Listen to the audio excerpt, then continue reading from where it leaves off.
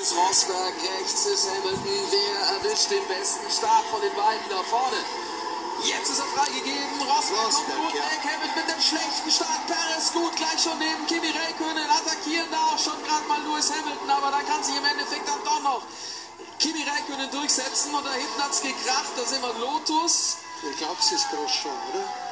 Vorne jedenfalls ein super Start von Nico Rosberg, der sich da schon mal schön hat absetzen können von Lewis Hamilton. Dahinter kommt dann der Finne, kommt Kimi Räikkönen, dann Sergio Perez, der erst gut wegkam, dann nicht nachsetzen konnte. Und hier verhaken sie sich fast ein bisschen, Massa und es war Dani Kvyat, die sich da ein bisschen in die Quere gekommen sind. Das kann man wohl sagen, ja. 3 nebeneinander ist weiterhin gefährlich, da hinten.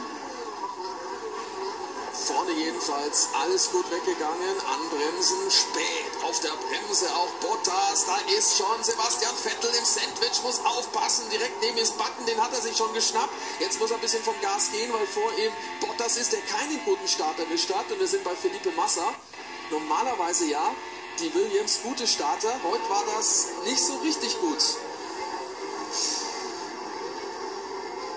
Übrigens, das war das Auto, das rausflog, war Maldonado. Nächster Brennpunkt hier, auch eine leichte Berührung, würde ich jetzt mal sagen. Ja.